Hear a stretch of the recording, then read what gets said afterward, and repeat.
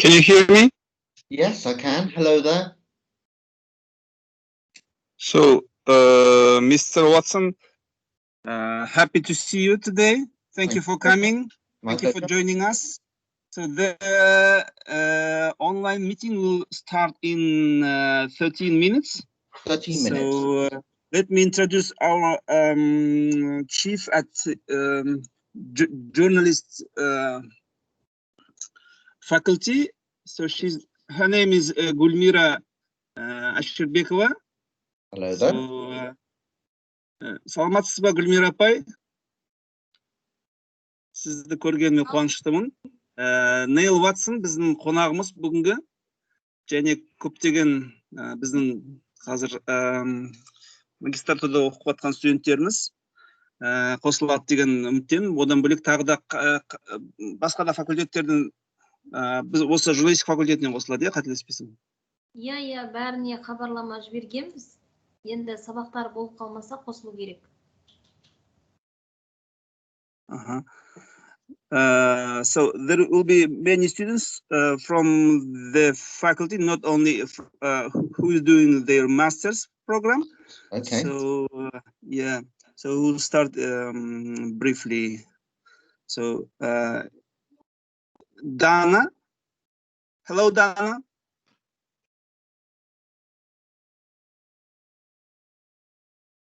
Hello.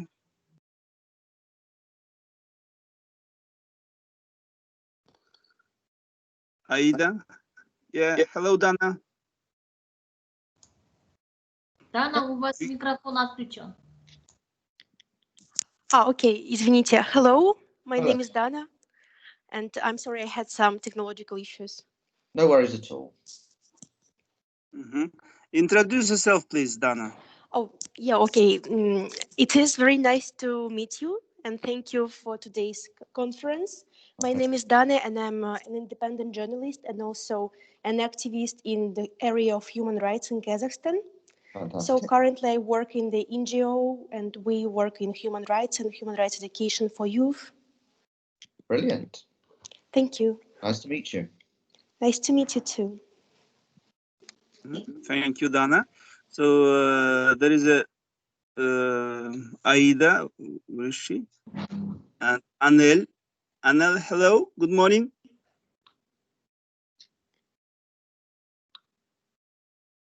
Anel.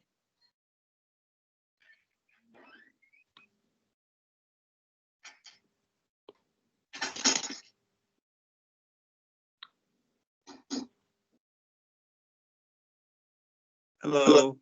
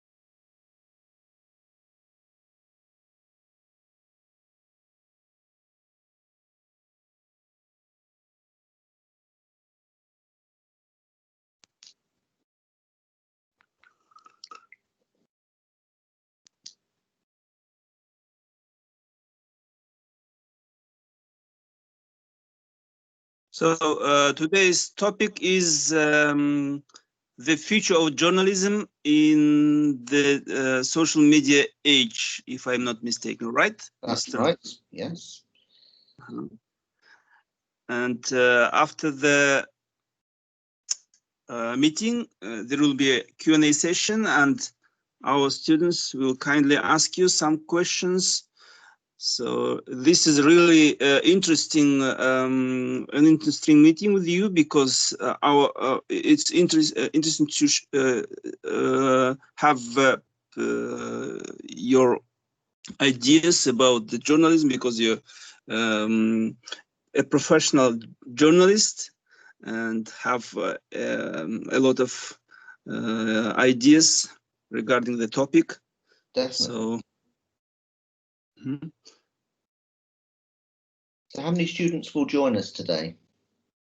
So in our class, there are 10 students, Right. but not only students from who's doing their masters, and also there are other students from different subjects, not only from international journalism.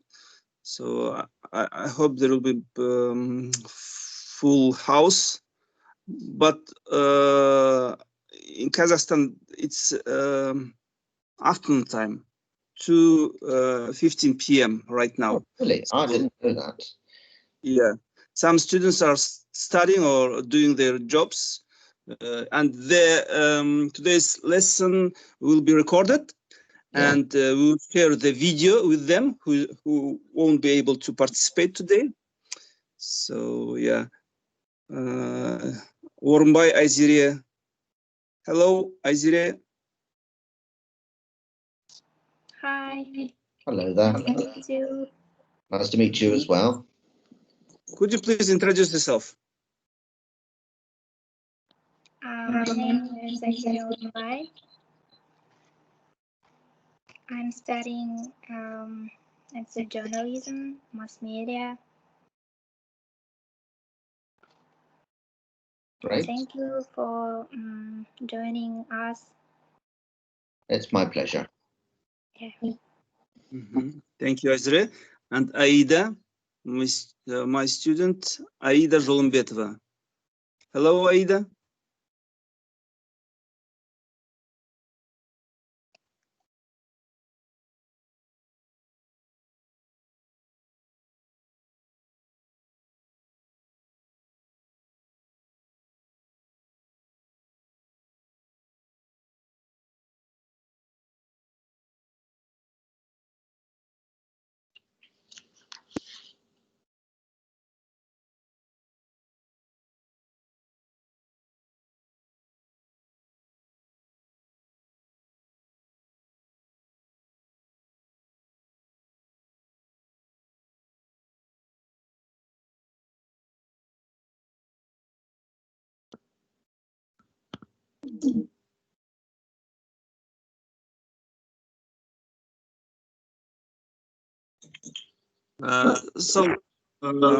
Mr. Watson. Mhm.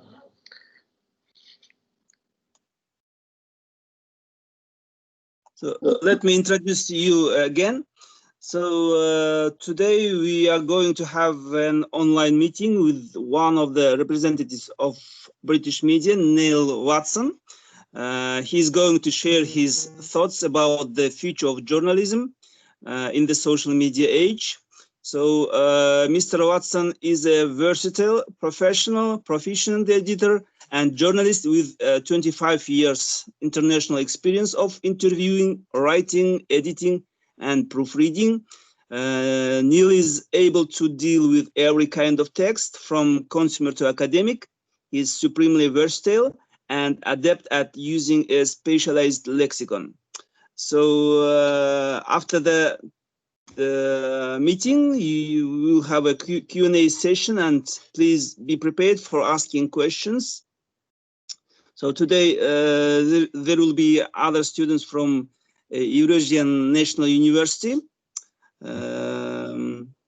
So let's start. Right. Well, thank you very much for inviting me to speak to you today. Thanks for the introduction. Just a little bit more about me. I started studying journalism in 1992 at Cardiff University, which was the only university in the UK that actually offered an academic journalism course at the time. It was a relatively new concept. So I studied journalism from 1992 to 95. And thereafter went off to work on a whole range of trade titles, on everything from conference and incentive travel through to construction, architecture, foodstuffs, all kinds of technical concepts.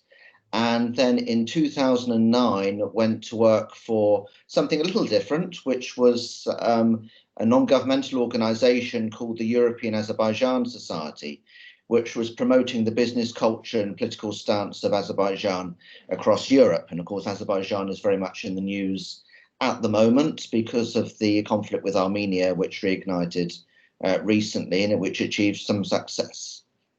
And so I worked for them for 10 years in total, then a little bit time doing various other bits of editing and so forth. And then for the past few months, I've been working on a new concept, which is called Azerbaijan in Focus, which is a new magazine, which again is focusing on the politics, culture and politics, culture and business of Azerbaijan, showing the connections between Europe and Azerbaijan, the relevance of the country to Europe and vice versa. And obviously when we came up with the initiative, we didn't think that there was going to be the conflict with Armenia again. But the fact is that we're now trying to prove why Azerbaijan had its rightful stance in that conflict. So as you can imagine, when I started in 1992, we had very much what we would call traditional media. That is print, magazines, newspapers, pamphlets, things of that nature, and also what I would call the traditional broadcast media. There was, so that is television and radio. There was no internet at the time. So at the time, it was very, very clear who was actually supporting each media outlet. In the case of the UK, we have, for example, we have the Daily Telegraph newspaper, which is supported by the Conservative Party. We have the Guardian newspaper, which is Labour, so that's left wing. We have Morning Star, which is communist, and so forth. So we have, it was very, very clear at the time who supported all the print media. And also in terms of TV, when I started out, there were just the 4 channels. The BBC 1 and 2 were supported by the UK taxpayer, and they were very much the governmental channels. They had been set up under the government way back in the 20s, and became renowned across the world, of course, for authoritative journalism. And then we had 2 others, which were independent channels that were supported by advertising. Now, of course, the media landscape is completely different. And before the internet, everything was done using very, very old-fashioned systems. For example, my first job in journalism was actually retyping faxes as they came through on thermal paper, which meant that if the fax was actually left out in the sunlight, the writing would disappear. And I'd be writing and rewording articles so that they would actually fit with the style guide for the magazine that I was working on at the time. And that is how I got to know the craft of journalism, by doing things like that. And also because, as I say, the internet did not exist at the time.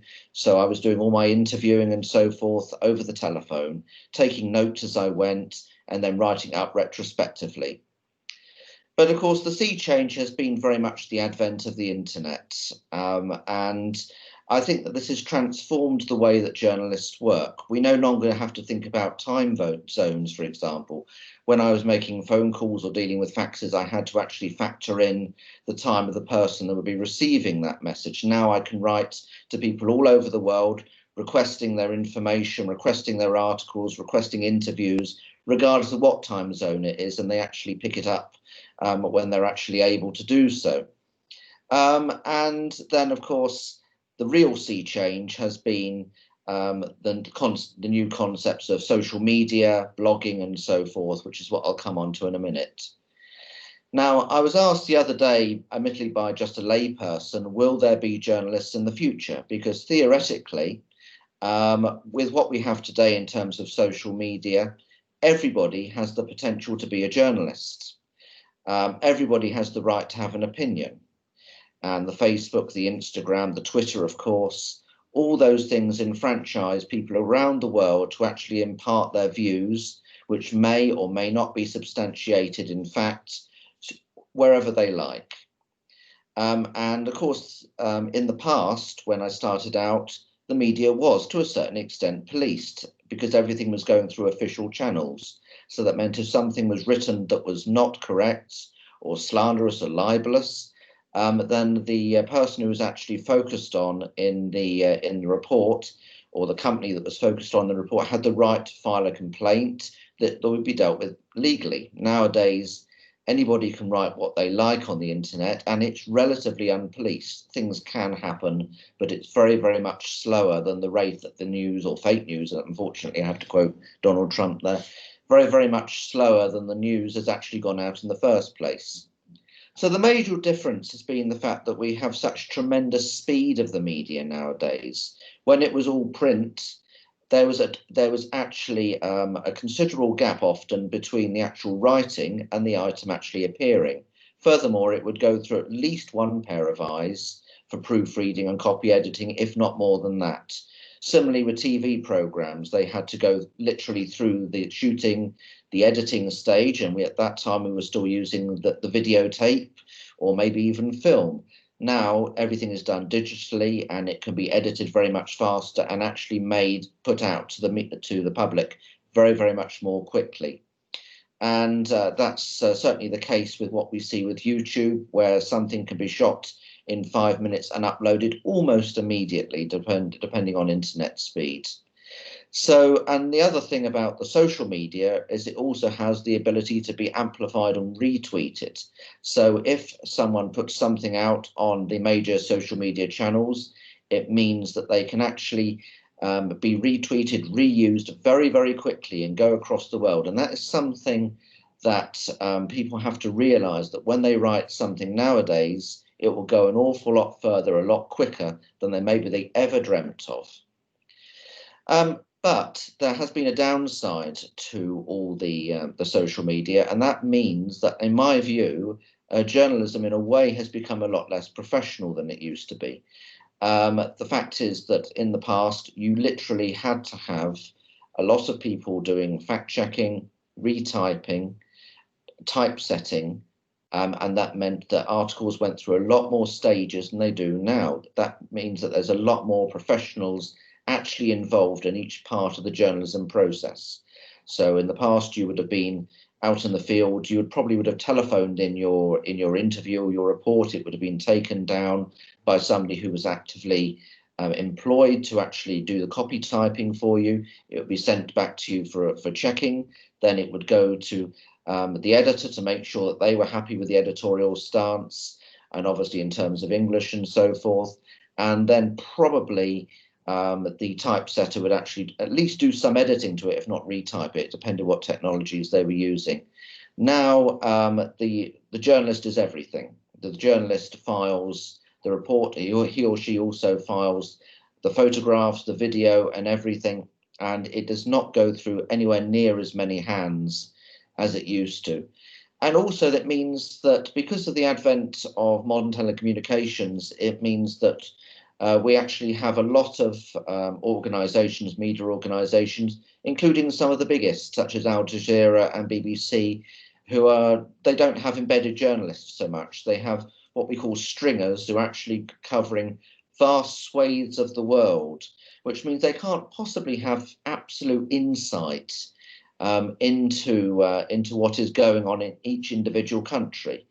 And certainly this is a problem that very often I've had with Azerbaijan, because that has very, very few embedded journalists, whereas, for example, three of the neighbours, Turkey, Russia and Armenia, have a lot of embedded journalists, which means that very much their stance on events happening in Azerbaijan is often more quickly taken on board and amplified than the Azerbaijani position.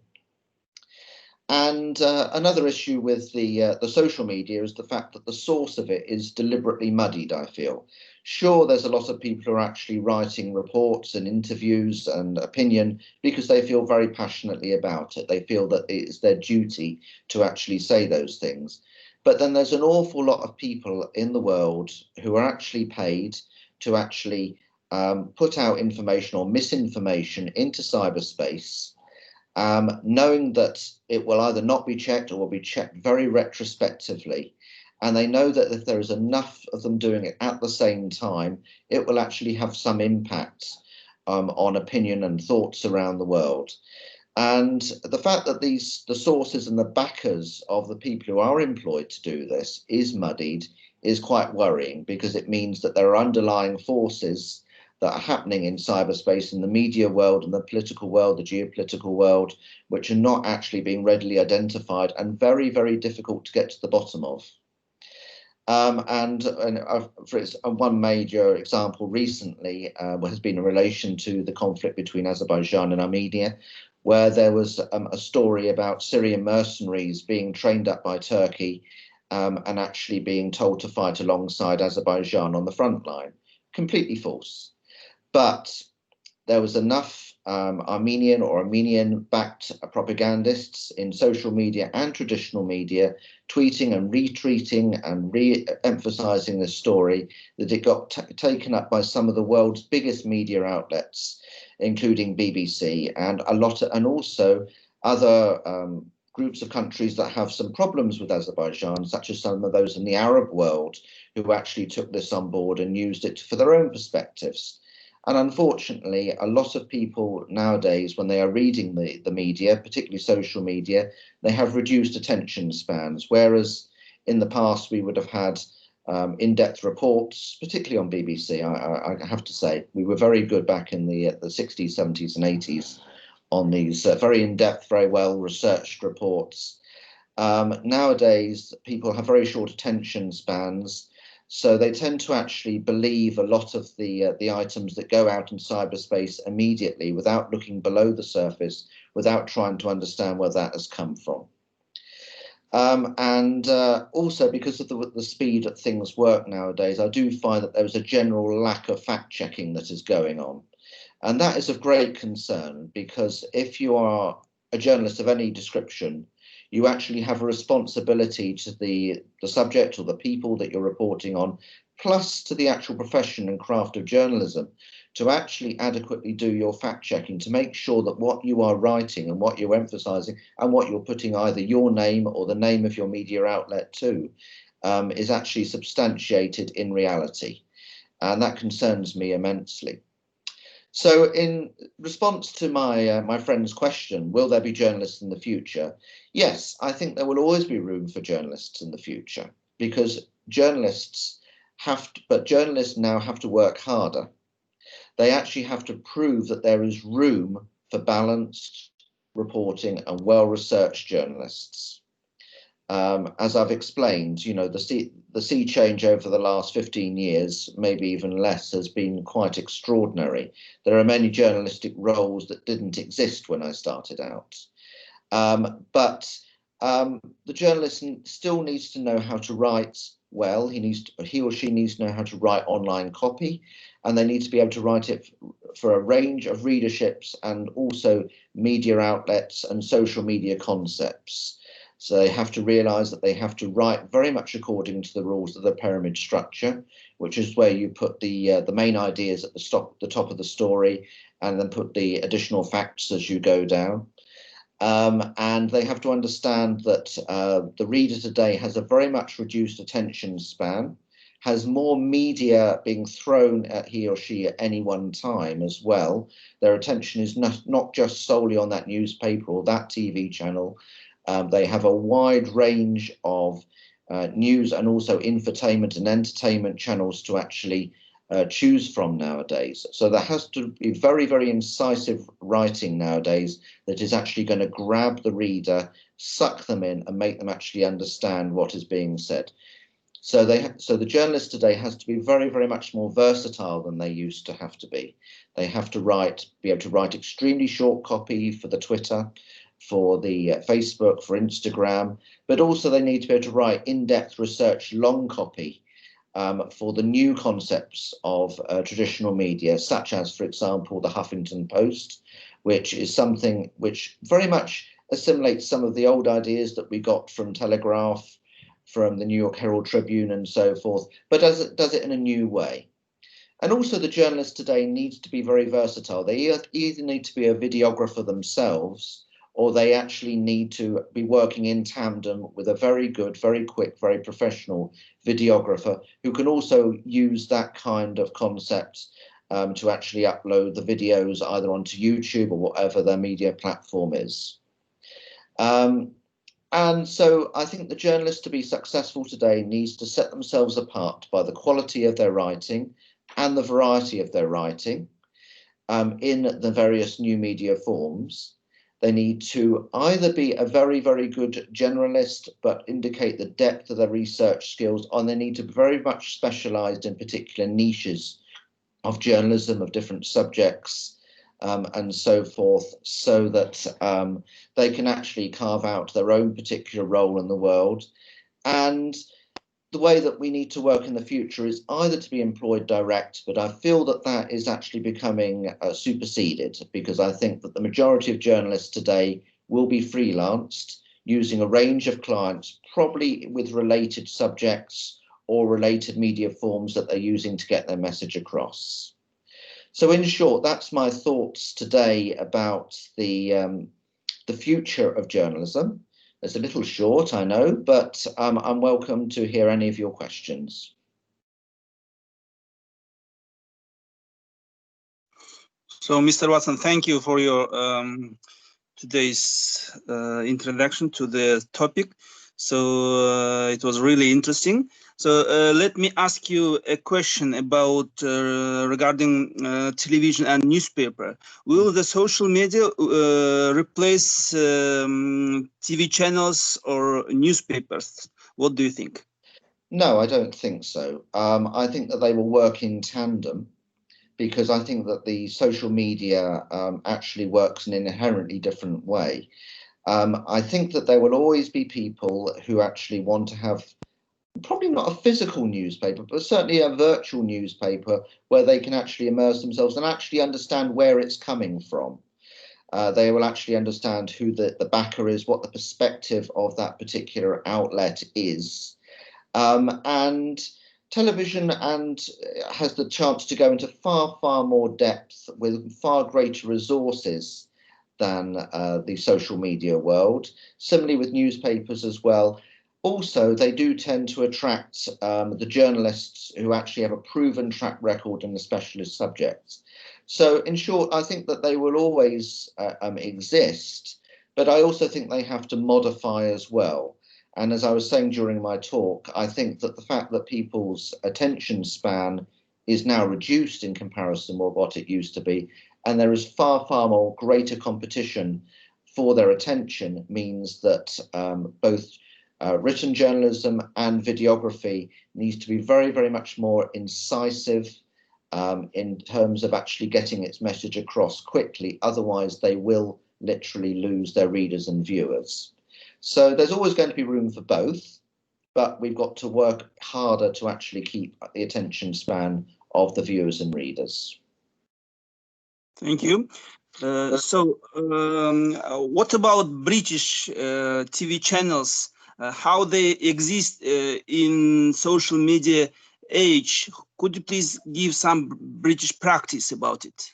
Well, first of all, as I was explaining at the very outset, when I started nearly 30 years ago, started studying journalism 30 years ago, there was 4 TV channels. Now, on my Freeview box, which is all I have 60 channels. If you have other additional ones, you have more than that. You have, obviously, the vast majority are entertainment, but then there's a lot of news channels out there, obviously the CNN and Sky News, but also ones like Russia Today, for example, who come from a very, very specific perspective.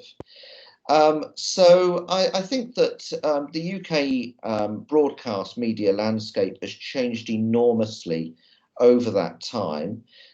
You are always going to have people watching the TV in more or less a traditional way.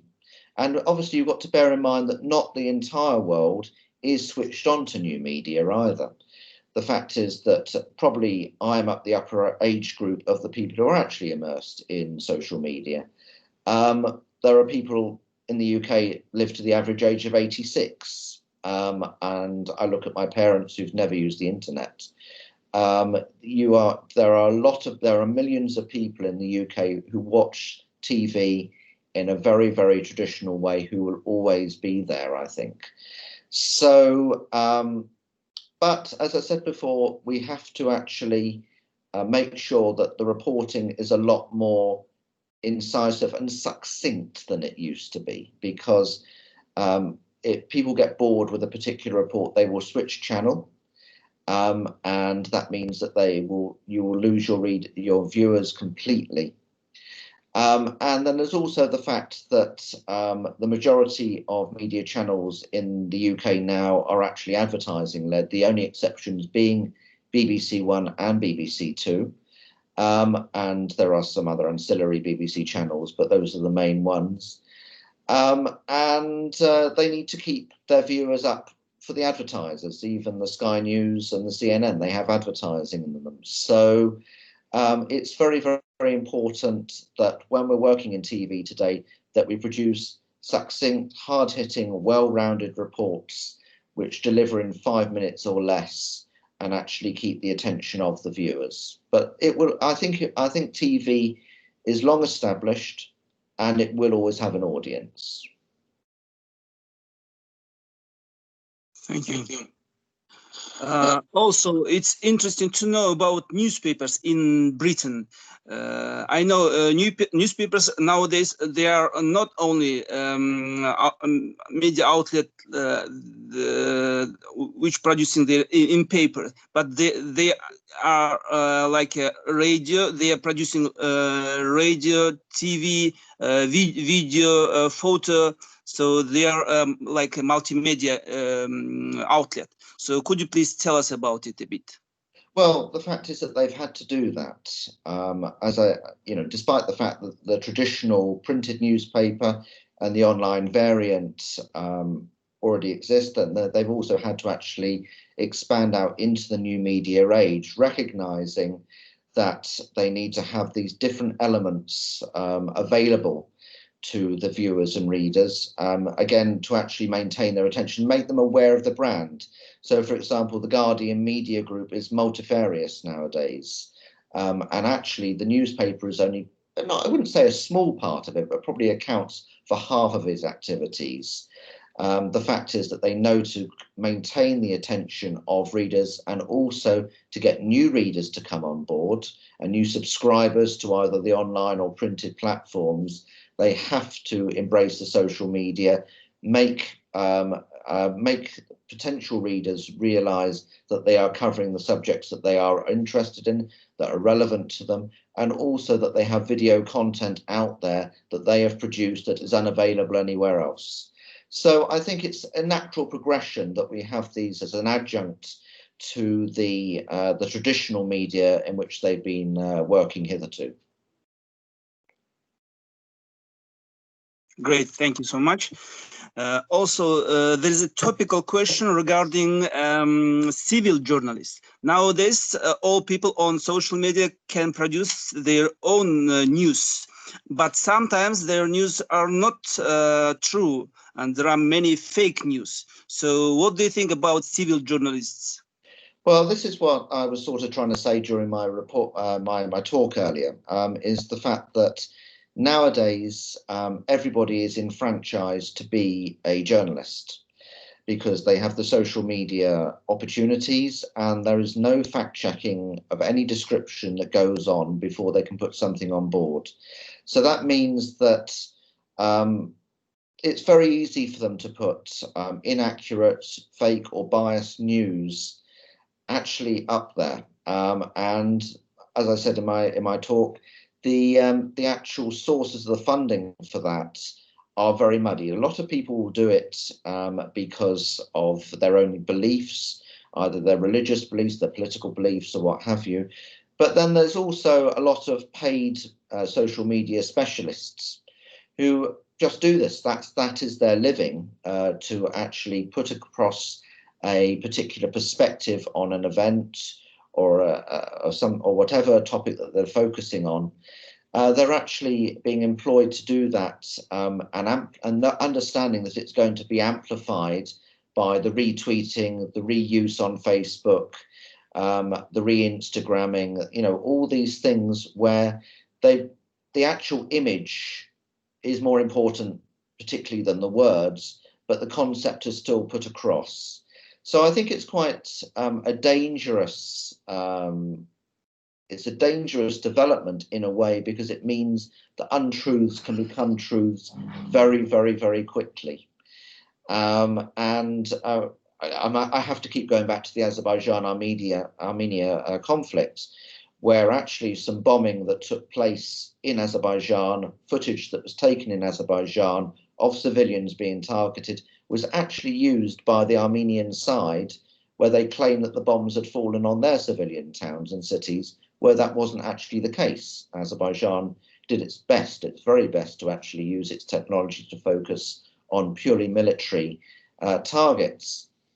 But because it went out there, and because the people who signed up to the pro-Armenian groups actually are on that perspective anyway, it becomes believed, and then it becomes very, very quickly a truth that becomes reported in some of the more reputable mass media outlets. So I think that civil journalism is concerning from that perspective, but then also, particularly in the former Sovietic and Eastern Bloc countries, I think it's also good as well, because it means that you're getting more than just the state's view of what's happening in the world. That can only be good, because it does, to a certain extent, give the opportunity, even if it's not always taken up, it gives the opportunity for the intelligentsia of the country to actually get a more well-rounded view of what's happening both in their own country, but also further afield as well. And this is the reason, for example, that a lot of social media certainly is banned officially in China, is because the state does not want to have civil journalists actually putting an alternative version of the truth of the events actually out into cyberspace. So I think it's a double-edged sword.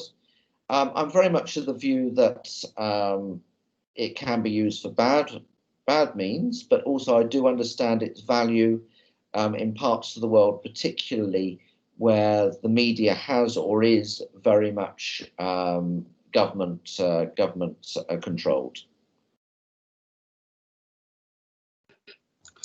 Thank you.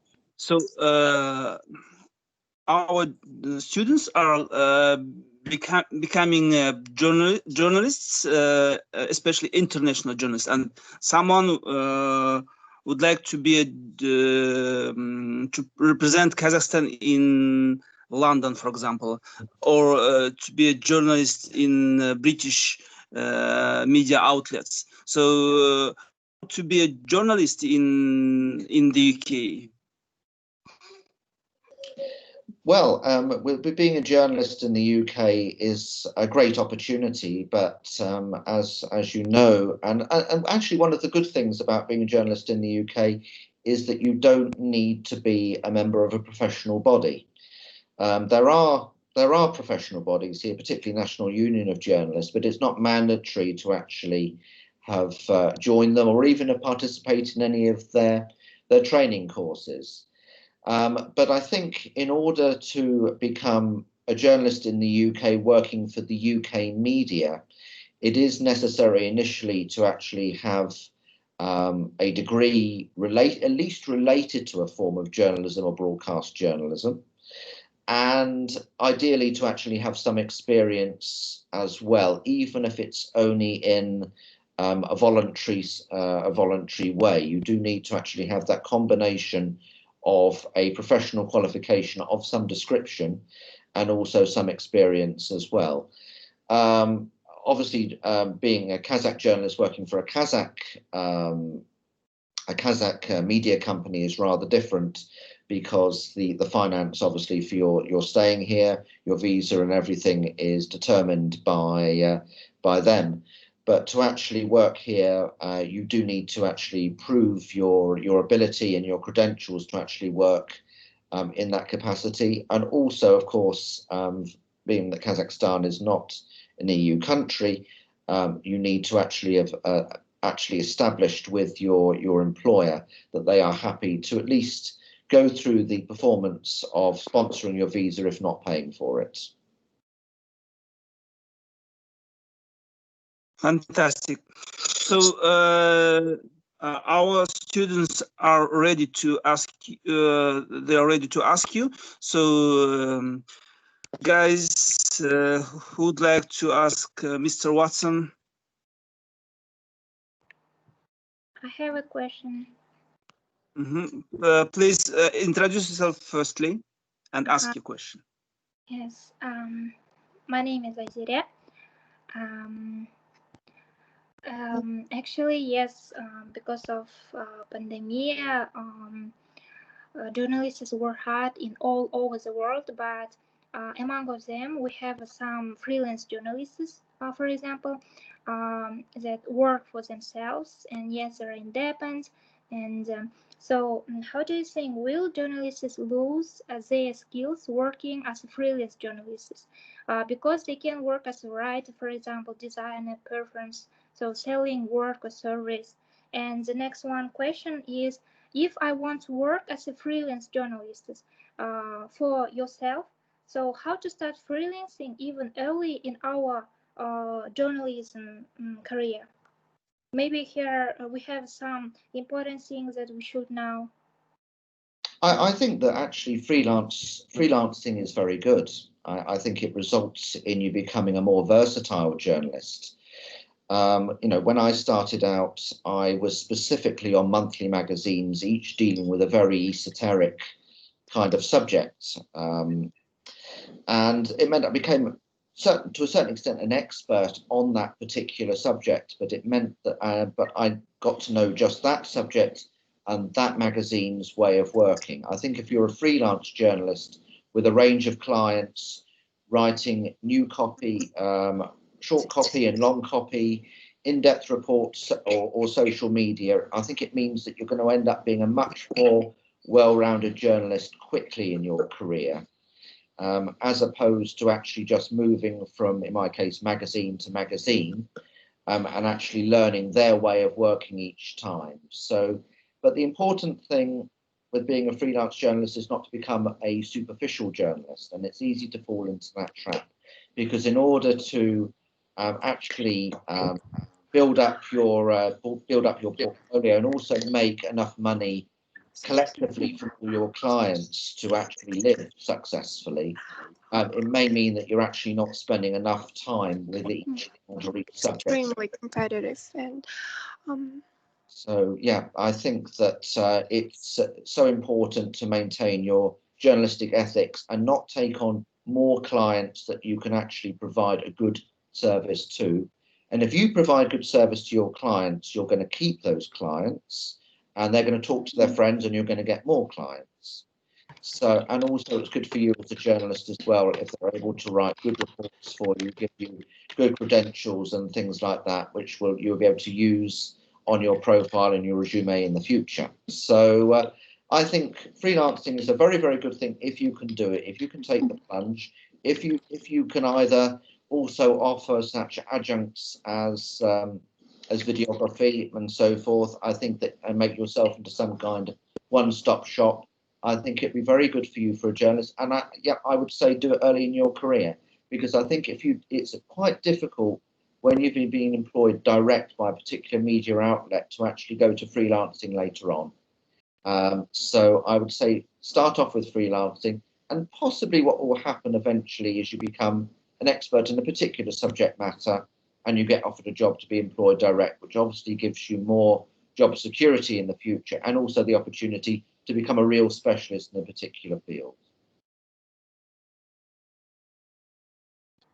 Thank you.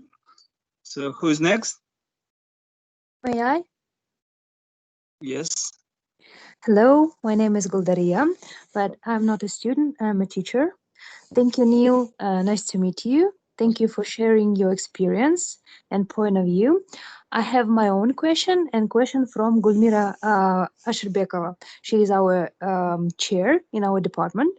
And let me start from her question. She asks first about why did you pick up the topic about Karabakh?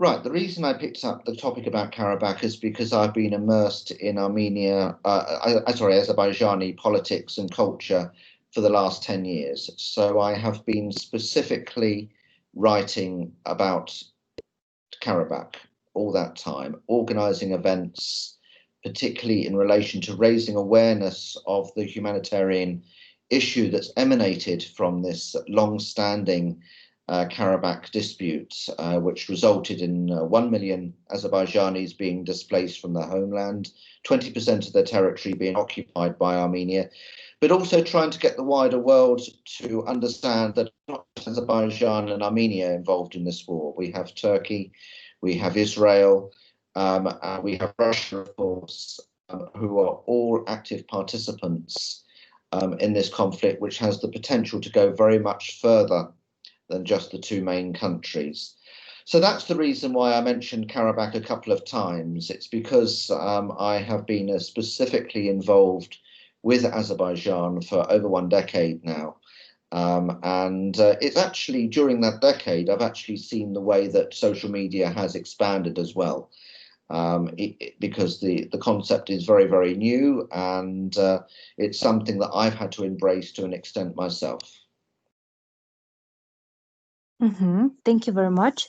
And the second question is, you start your journalism career from the business journalism, yes? Yeah. Why? I think it's something that we alluded to in the question a couple of minutes ago, is that journalism is a very competitive sector. The fact is that there are far more journalists and would-be journalists that are actually available than actually jobs. So I looked for, I'm a professional. I enjoy what I do, but also I go to work to make a living. And that is the reason why I ended up going into trade journalism. But something I have noticed with myself, and this is something that I would say to all journalism students, is create an interest for yourself in the topic. It doesn't matter what the topic is. If you can actually get yourself interested in the topic, then you will find a way of getting your readers, your viewers, interested in that topic as well. Never pick anything that's completely anathema to your soul. So despite the fact that I wrote on car parts, I like cars, like most men, I like cars, I'm interested in cars. I wrote about architecture, I like architecture, and then because you're working with specialists who've got enthusiasm in that field as well, you very, very pick up the specialist lexicon and also some of the enthusiasm they have for their subjects. So although I would say that writing about Azerbaijan is closer to the reasons why I went into journalism in the first place, I felt that it was something that I wanted to do to try and make a change to actually, all right, it's a career, but also it's for the greater good of humanity, I think, as well, to actually put the message across.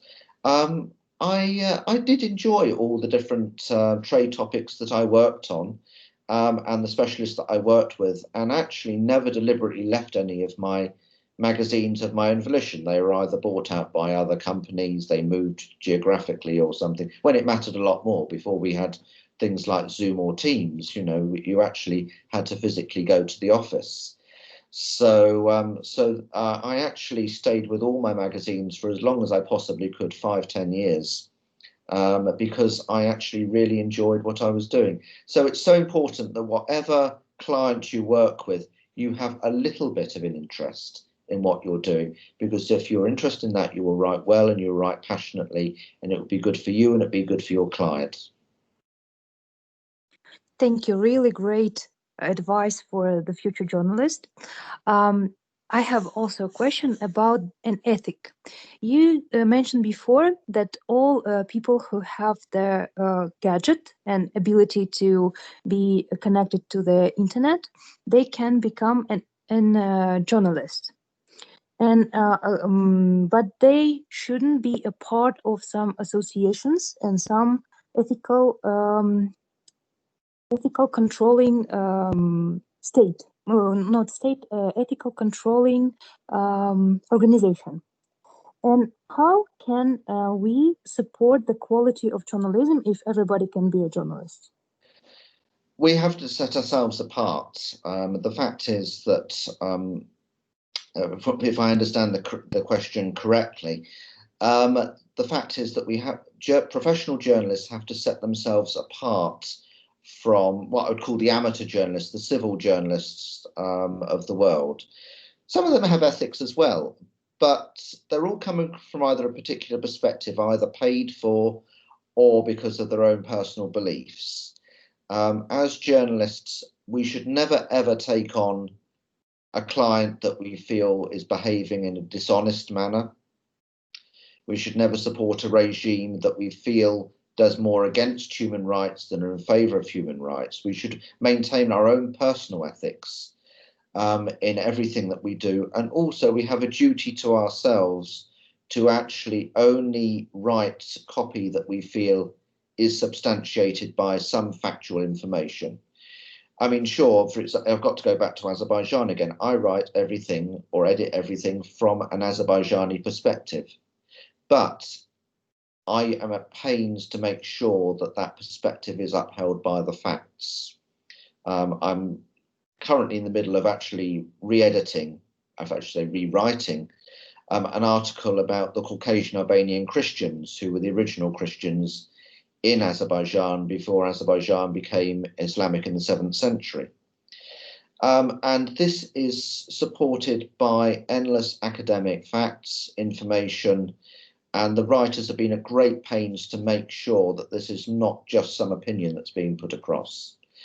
And that is what we need to do. We need, as journalists, we owe it to ourselves, we owe it to our profession to actually make sure that everything that we are writing is endorsed in that way, and also tries to understand, if it's possible, the other sides, the other perspectives that are being put across.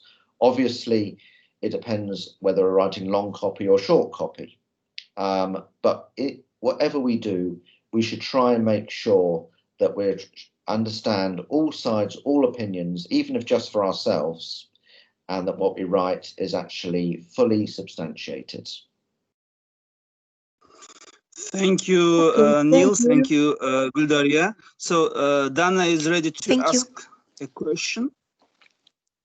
Yes, first of all, thank you very much. It was very interesting and useful to listen from you. And my question is, how do you think, what type of discrimination women and young people still face while working in media currently?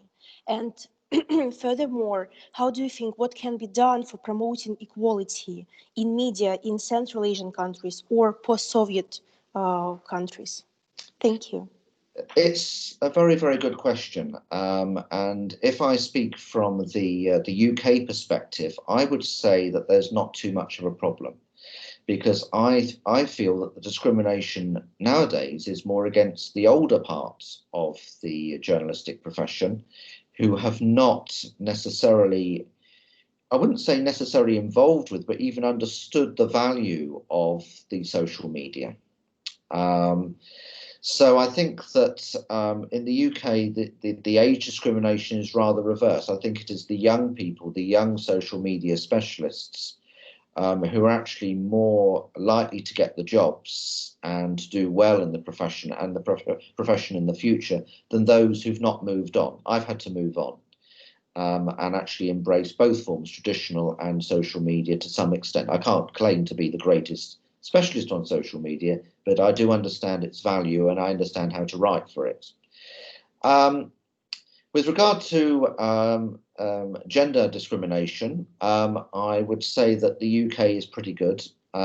We have had the Equal Pay Act here, came in 1975, but nonetheless, actually journalism and printing generally was one of the last professions to really achieve equal rights for men and women in the workplace. Now I would say that it's happened. We have men working as editors of fashion magazines. We have women. I used to work in the construction sector. There were women editors of magazines dealing with design and architecture and material science.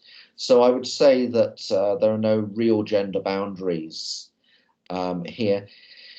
In Azerbaijan and Central Asia, and I always classify Azerbaijan as being very much part of Central Asia, although geographically it's a little apart, I would say that there's a bit of a challenge. Although the Soviet Union did actually bring equality and state-enforced equality to the genders, I think that there are, particularly even though if you're not practicing Muslim, the broadly Islamic part of the former Soviet Union, there is still a problem. There is the problem to do with patriarchal society. and the fact that men often have a very traditional way of thinking about women's roles generally. And that would extend to journalism. And it really depends on what media outlet you are working with. I think it's changing because social media and new media generally is dominated by young people, and young people either have got the Western experience or certainly do understand the importance of gender equality. But I think that we have a way to go in Central Asia, and I think it's very important for women and girls to actually try and destroy some of the stereotypes that possibly exist in the minds of patriarchal males, particularly of the older generation. And I'm talking about males of 50 plus. They may have some very specific ideas about the roles of women generally, and particularly the roles of women in journalism, maybe not reaching the highest echelons of the profession. So I think there is work to do. I think we're on the way there by natural wastage, with men of that age either retiring or dying or giving up totally. So I think that it will happen in your working lifetime. I think it will happen very quickly, but I would give it another 10 years to happen fully, unfortunately. Thank you. Thank you, very Dana. much. Thank you, Neil. That's So okay. I think Aida has a question. Sure. Rombit Aida. Yes, do you hear me? I I had some problems with Yes. internet. Okay, thank you for your speech, Neil. Introduce yourself first, please. Okay, my name is Aida. I'm studying first course of master degree in international journalism. Actually, I have bachelor as Germanistic. If you know what is it, it's like some language. How to say it right? I mean, yeah. But I have a question about newspaper. I'm very interested. In your opinion, are there any trends in the use of electronic sources of information? Like there are non-readers of newspaper, and how does this affect newspaper sources? Or maybe they are publicly founded, like as in Germany. If so, does the state influence the release of specific news? Thank you. Well, correct me if I understand the question wrongly, but the fact is that in the UK, all newspapers are actually free of government control. There are no government control newspapers whatsoever, so they actually support themselves through sales or subscribers, more or less the same thing, and advertising. So with regard to, the fact is that they actually have to stand on their own feet. They actually have to attract the readers, and that's the reason why they've actually had to embrace the social media age as well, and actually have a greater offering via social media through video content and so forth, to actually make sure that their brand, a greater brand greater than the newspaper, is actually readily understood, readily identified, and that they get the subscribers, they get the footfall, they get the clicks, they get all the support that they need to also attract advertisers as well. With regard to the state, it's the state, of course, does offer press releases, and a lot of them as well. There are many that come out every single day, because every piece of legislation that is passed actually would have a press release attached to it. All proceedings in our parliaments, we have two houses of parliament, the House of Lords and the House of Commons. All of that is televised, all of that is recorded. Every statement is taken down by the official recorder, which is called Hansard. So there is a lot of official information coming out every single day. And in fact, the government is duty bound to the media to actually provide that information. With regard to implanting it it is still very much down to the media outlet itself. And also the way that they report it is down to the media outlet itself. So, for example, at the moment we have the Conservative government in the UK. So the Conservative supporting newspapers and media generally is going to be very, very receptive to any information that comes out from that government, and it will be very easy for them to actually embed their news, their perspectives in the Times, the Telegraph, and other Conservative supporting newspapers. On the other hand, Labour is going to take a very, very different view of any news about the Conservative Party that actually comes out. And in fact, they have their duty to their readers and their traditional readership to be suspicious of that. We have also got the satirical media, the private eye, which, yes, it makes people laugh, but also it makes some very, very important, incisive points. It's renowned for its investigative journalism. And they are going to take a very different view of any official news that comes out. So in short, the government does not control the media here one iota. There is a complaints commission as well, which means if there is actually false news that's put out, complaints can be made to that body. My own experience of using this is it's a rather a toothless monster, because there needs to be an awful lot of proof about the way something is written, and not just the fact that the facts are inaccurate, to actually use it. And even then, even if there is necessity to publish a correction, it comes out very, very much later than the original news article. So actually, its impact is almost negligible. So that's my understanding of your question, but please feel free to ask anything else if you don't think I've answered it correctly. Thank you, Neil. Thank you. Thank you, Aida. Okay. May I ask something? Sure. Yes. So okay. Well, for example, when there are some cases when the information, in the opinion of higher authorities, is not true, like a false fake news, and are there any grounds to prosecute journalists in this case, or if yes, does the journalist have like a airbag in this situation?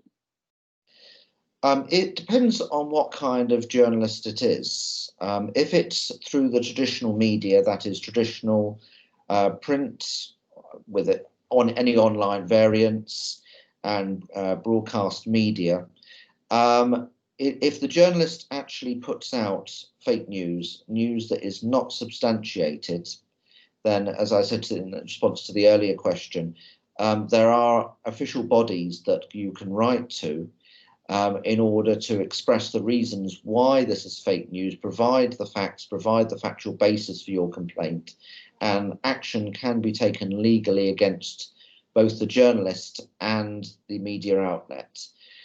The only problem is, as I just alluded to, is the time delays. The fact is that the Press Complaints Authority and the other authorities that exist, the Ofcom and so forth, they are duty bound to investigate those complaints. It takes time, and if they find that the journalist and the outlet was wrong with what they were saying, any contrition, any apology, any action in terms of libel or slander, where they can be fines, very heavy fines, are levied against either the journalist or their outlet.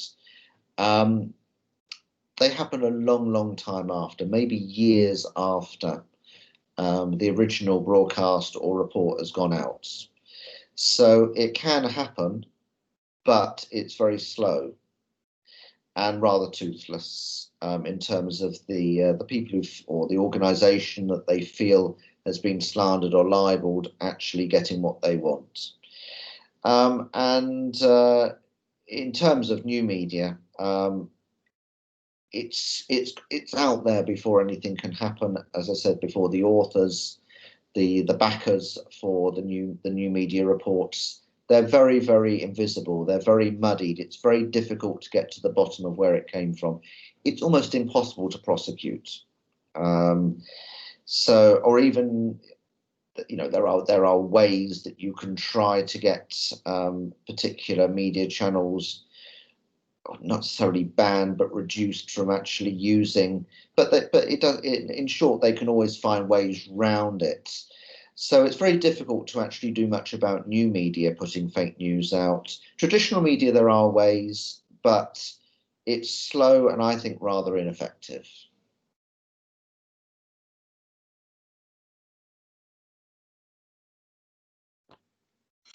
Great, thank you so much, Neil. So Anel Aljanova, Anel has a question. Anel, first introduce yourself.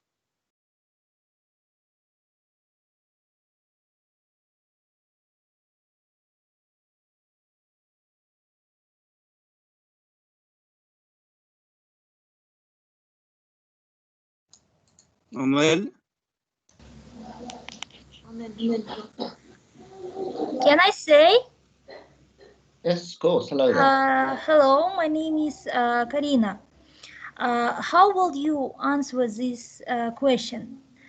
Why do we need journalists when, for example, there are bloggers and views of YouTube videos are hundreds of times higher than views of text and TV stories? Thank you. Well, thank you for the question. I mean, it's something that I alluded to earlier on, is the fact that the new media, the YouTube, the social media, the people who are writing that are not necessarily professional journalists. As I said, many of them are actually either writing because of their own personal beliefs, or they are actually supported to do this by some unknown, unseen force behind them. And that means that they're very much writing from one particular perspective, and we're using information that is either got a factual basis or not, and quite often not.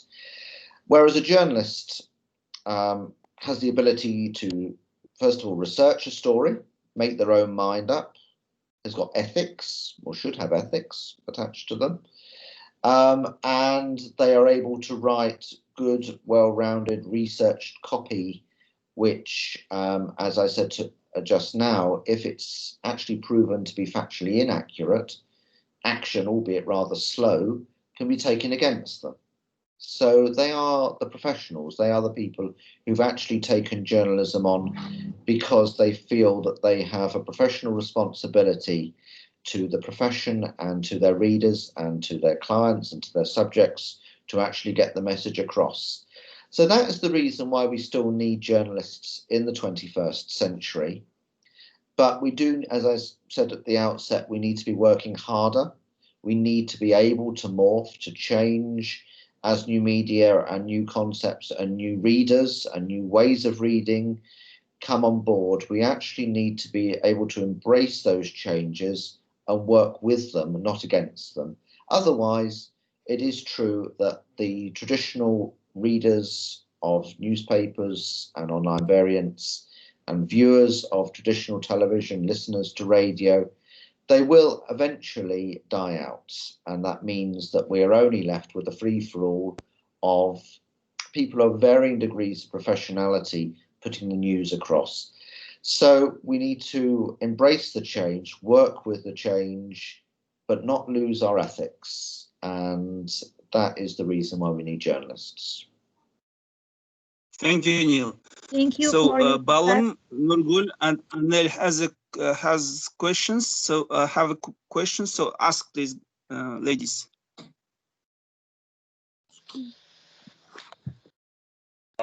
Hello, can I? Yes. Thank you for you visiting to the class. My name is Bahet Guli and I'm studying to the master degree. I have a question about the internet media. In most countries, bloggers are considered to the media, not in Kazakhstan yet. Do you think that blogging devalues the profession of journalism? I think that they're rather different things, because professional journalists are, as I say, they write usually for the reputable established media. So it's very clear who they actually are, and you can tell very quickly from the way that somebody actually writes, substantiates what they're saying, constructs their story, that they are a professional journalist. However, the issue with bloggers, very much like most of new media, is the fact that the backers, either financial or ideological, or maybe a combination of the two, are rather invisible. And I wouldn't say that they devalue journalism, but they are a different form of journalism. And it's very important that the consumers of blogging, the readers of blogs, actually do understand exactly what a blogger is. That they're either out there to put across a political opinion, endorse a product or something like this, that this is actually their job, that they are actually gone into this, not because necessarily they want to, because it's what they do as their profession. And it's important that the readers actually understand what a blogger is. I'm not saying a blogger is a bad thing, because I do think it's very important, as I said earlier, in the post-Soviet world, to have a range of opinion that's been put across. In the UK, we've always had a range, sometimes rather limited, but nonetheless, we've always had a range of opinion. The media is not state-controlled and has not been for hundreds of years. But so blogging has its place in the media landscape, but the readers do need to understand that it all comes from somewhere, that this is somebody's profession, and that they are doing it for a reason, usually financial, but sometimes ideological as well. Great, thank you. So who's next? Thank you.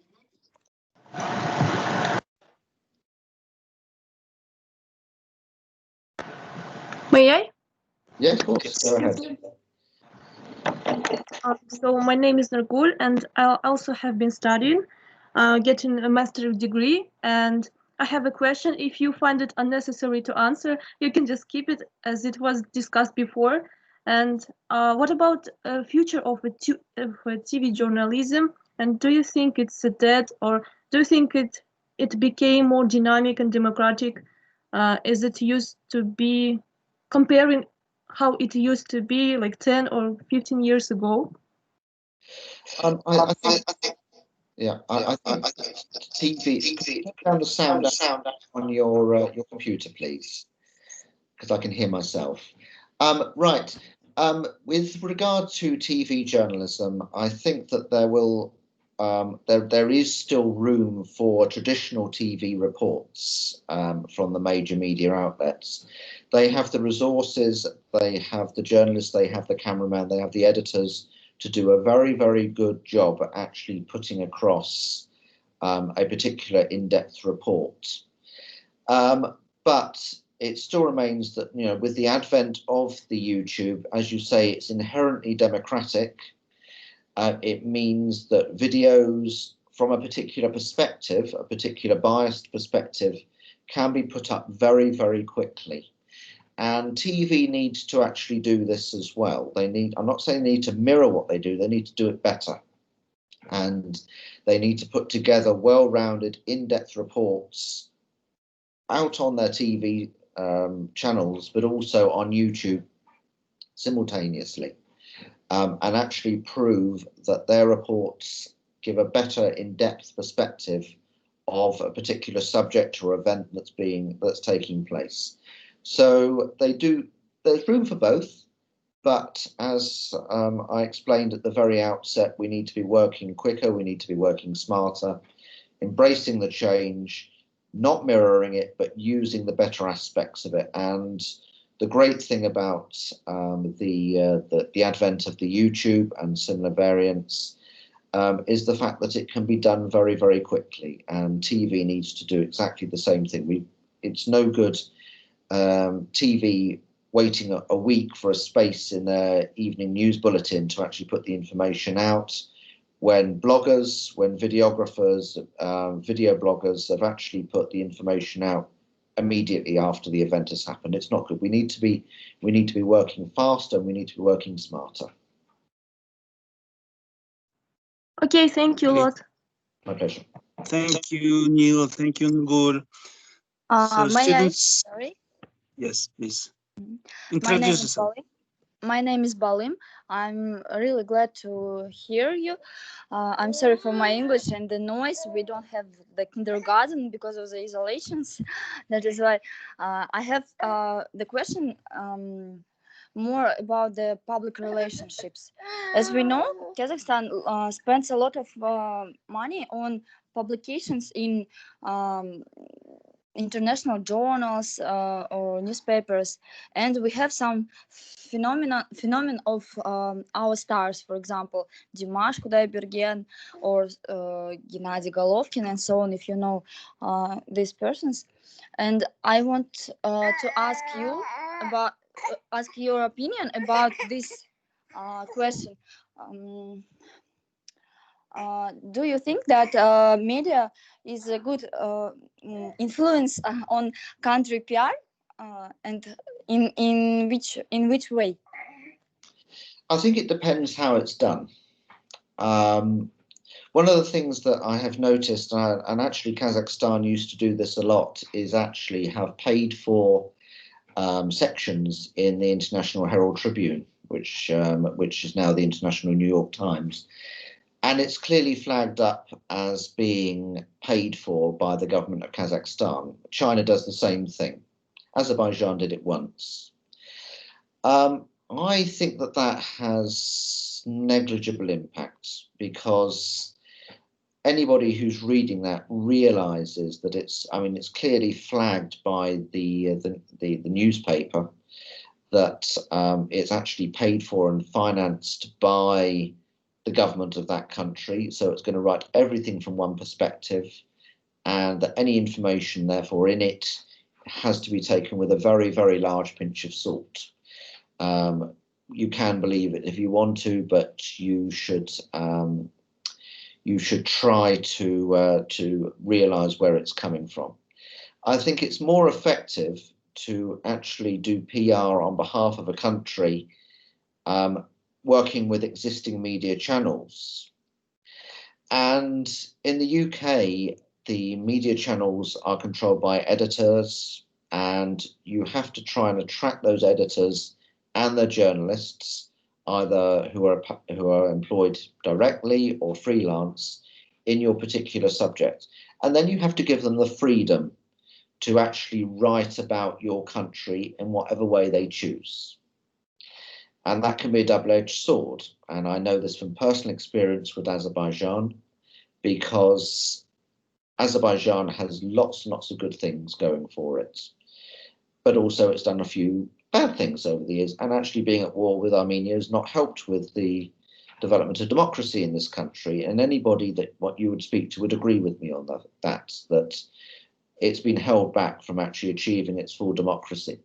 So therefore, Azerbaijan has sought to actually direct foreign journalists when they go to the country, when they actually undertake reports, whereas actually they have far, far more to gain from actually allowing them free, unimpeded access to see whatever they like, to speak to wherever they like, to make their own mind up about the country. So I think if you're going to do media, country PR, it should not come across as heavy-handed. You should attract the Western journalists with subjects that they are interested in, whether that's business, whether that's sport, whether that's culture. Sorry for interruption. Sure. As it was with the video, very nice, yes, from Kazakh tourism. Yes. If you said. I've not seen that particular video, but they can be very nice videos, but it needs to be made very, very clear where they are coming from. And it's far more effective to actually invite foreign film crews to actually visit the country and make their own videos than actually producing very nice publicity videos yourselves, which then go out on official channels, and sure, they are retweeted, reused, and shown where the government wants them to be shown. But I think it's more effective to actually allow foreign journalists to come and make their own reports about the country. Sure, provide them with every support that they possibly need to do that, but it shouldn't come across as some kind of bribery for them to write about or make a video from a particular perspective or anything like this. They should be given absolute free unimpeded access, and the chances are the country's going to gain far more from that than actually the government making its own videos or very, very tightly controlling foreign journalists when they come to the country to write their reports or make their reports. So Nil, Balım means Thank you. have you seen Borat movie? So in Borat movie, he speaks like very nice, very often in the movie, and our government used this slogan as the slogan of the our promo video. So what do you think about this? I'm terribly sorry, but it wasn't the government. It was the company avia company. It was a company. Sorry, it wasn't the government. It just was a video which has a big sorry. That's all right. So who actually supports this particular media company who made the video? Who provided the finance for it? Are you there? I have no idea about this, but who knows? Who knows? But the fact is that, as I was saying, I still think it's better, even if it's produced by a Kazakh company. The fact is that probably it's been commissioned to produce a video on behalf of the Kazakh Tourism Authority or whoever it is, which is a branch of the government. It's better to actually let foreign journalists come there and make their own reports. You were talking about Borat. Now, I've not actually seen this particular video at all, but I think that's very clever because the original Borat movie, when it came out, of course, it could be regarded in some ways as being hopelessly xenophobic, not just against Kazakhstan, but against many former Soviet countries, and particularly from the Muslim world. And the fact that it comes from a Jewish comedian probably feeds into that as well. So I think if the Kazakh Tourism Board has actually realised that Borat can be actually harnessed for your own purposes, I think that's very, very clever. To actually take something that could be regarded as being racist or xenophobic or satirical against the people, and then actually use it in a positive way, is very, very clever. So I would say that kind of approach should be endorsed, because I think that movies such as Borat actually are not helpful in creating a well-rounded understanding of the former Soviet world in the West. It didn't help Kazakhstan, it didn't help Azerbaijan either, because this movie goes so far. Entertainment goes, of course, a lot further than documentaries and serious reports, and it has the potential to influence a far greater number of people at any one time. So if the Kazakh Tourism Board has actually used the character of Borat in some positive way, that can only be good. Great, thank you. So we would like to give opportunity to ask questions to everyone. So Gulnur, Anel, and Nariman would like to ask you something. Sure. Guys. May I take a question? Sure. Hello, my name is. Hello, my name is Nariman. I'm glad to see you in our class. And my question is, what is your opinion about sport journalism, for example, in the United Kingdom? I have imagination about the place of sport journalism in England. And I'm interested by your opinion about place of sport journalism, for example, in Scotland, Wales, and Ireland and Northern Ireland. Thank you. Well, first of all, I've never been a sports journalist myself, but my understanding of the value of sports and sports journalism generally is that it's very good in actually getting an image of a country across. First of all, you know, sports are televised, reported far, far more regularly than any other media topic. In terms of political topics, they come and go, they ebb and flow. Sports, particularly the football, the cricket, they are always going to find a way into the media, both in print media, online, and obviously in terms of television as well. They are also a very good way of getting a country's identity across. And, you know, in the UK, people may not know anything about the UK, but they know about the main football teams. I've met people in the remotest parts of Russia and Azerbaijan who've never, ever, don't know English, have never had chance to come here, know very little about our culture, really. But they do know about Manchester United, Tottenham Hotspur, because these teams, because of the financial backing that they have the ability to attract the best players from across the world, and therefore they get reported across the world as well. So they're very, very good at actually getting across a sense of what the country is about, and actually making people have some idea of the country's worth as well. And this is something that I've got to keep going back to Azerbaijan, but for example, one of the best things in terms of PR that the country ever did was to get the Formula One to go there, because the Formula One has got one of the world's biggest reaches in terms of television coverage, and also because of the amount of sponsorship and so forth that takes place. And the Formula One, although it only takes place over a couple of days, really puts a city or a country on the map. And that is the reason why cities and countries actually compete and pay millions, if not billions of dollars to actually host the Formula One, because it's a way of actually putting their country on the map for people who otherwise would never, ever be aware of it. And you mentioned about the principalities in the UK, the Northern Ireland, Scotland, Wales.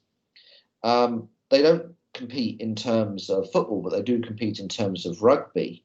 And we have, as different nations, and as you probably know, we've had devolution of the principalities of the United Kingdom over the last 15 to 20 years. And it's really helped them to actually gain a sense of their own identity, and also make the greater media world aware of their actual specific identity within inside the United Kingdom. So I think that sports journalism, for a start, it's one of the most, it's very important in terms of actually careers, because if you're a sports journalist, you will never be without a job, particularly if you're focusing on a particular sport or part of sport or section or subsection of sport.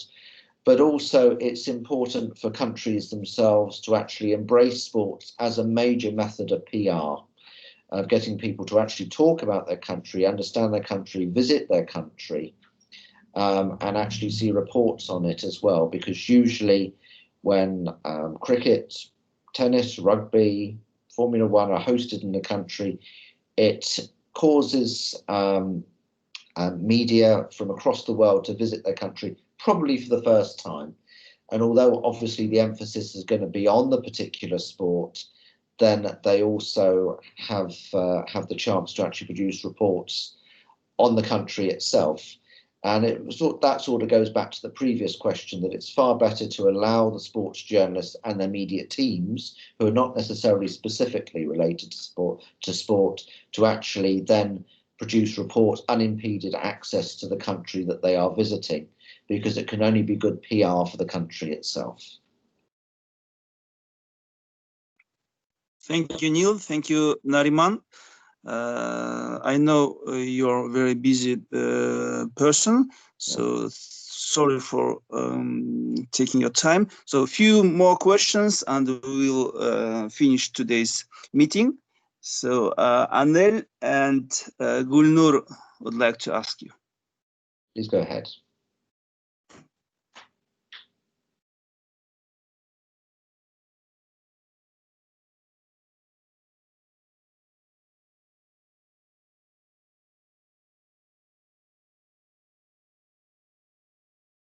ladies?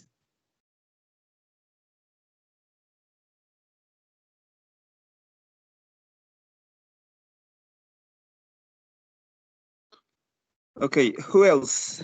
Who would like to ask Mr. Watson?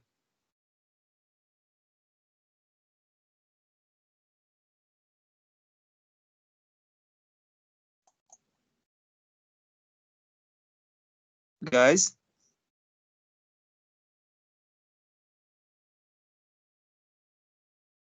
Can I? Yes. Go ahead. Yes. Hello, my name is Anel. So I want to ask you a question. What's your favorite British TV show?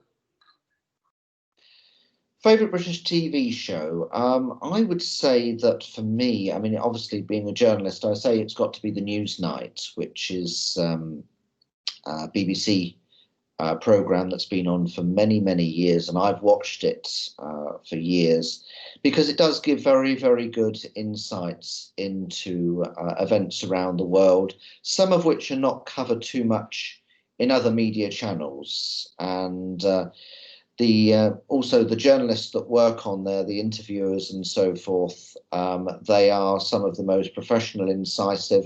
You know, we talk about the government getting their perspective across. The journalists on Newsnight are regarded as being the Rottweilers of British journalism in terms of their incisive, no holds barred interviewing style. It's not something I do myself because I'm always there to get the best out of interviewees. But I think when one is grilling some British politicians, decision makers, businessmen and so forth, it's necessary to have that approach. So I would say that first place has always got to go to Newsnight for me. Thank you. My pleasure. Thank you, Neil. Thank you, Anel. So, and one more question from Gulnur.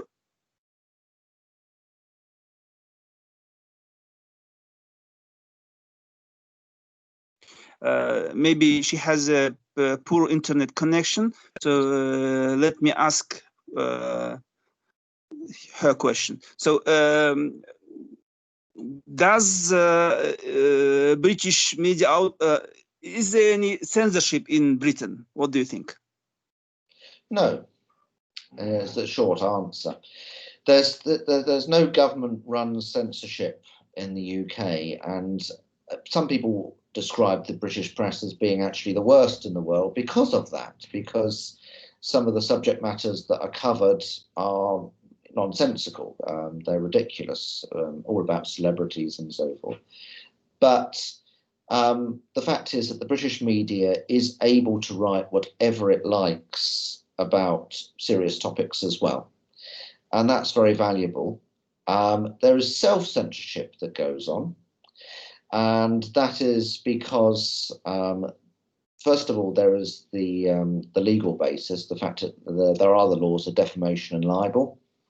And if something is written that is incorrect, inaccurate, and is flagged up by the person or entity that's being discussed, then they have the right to take that media outlet to court.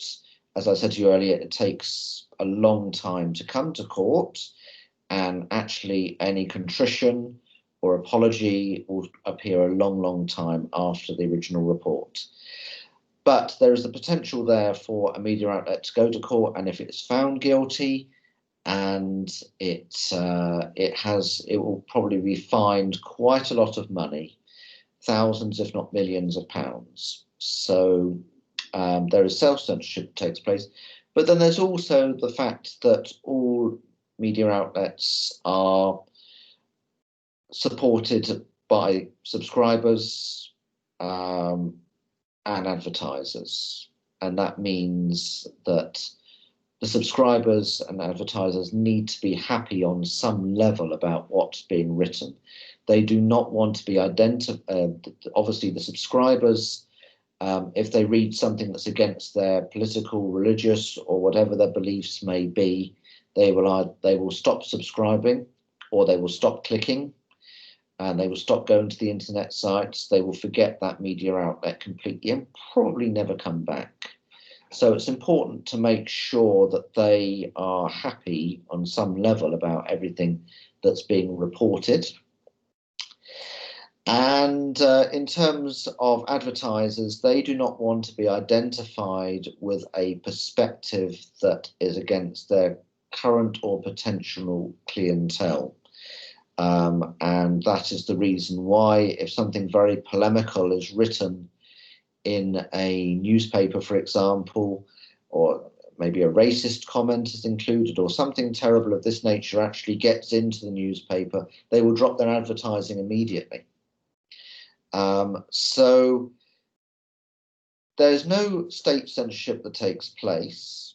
Everybody has the right to actually write whatever they wish, but there's a lot of internal censorship that takes place. And over time, journalists get to the point where they actually do it, as I say, they do it for themselves. They don't have any reason to actually go back to their superiors to get their the validation for things that they've written or reported. They will actually do it internally. They've got their own censorship button taking place. So that's the way it would work here. Great. Thank you so much. And I think this is the end of today's meeting. So I would like to remind you, today's guest was Nil Watson. He's a versatile professional, proficient editor and journalist with 25 years international experience of interviewing, writing, editing, and proofreading. Thank you, Nil. Thank you for your time. And hope to see you in Kazakhstan with our students and in the future. So thank you for everyone, and see you next week with the different guest. Thank you very much for your time, and good luck to all of you in your careers. Thank you. Thank you very much. Bye. Bye-bye for now. Thank you.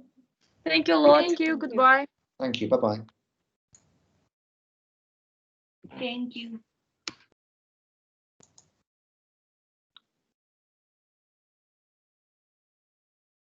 So guys, students, my students, thank you for joining us today, and I will assess you on the journal. So see you next week. If you have any questions, just message me directly. Thank you very much. It was very useful for today. Very interesting. Thank you very much. You're welcome.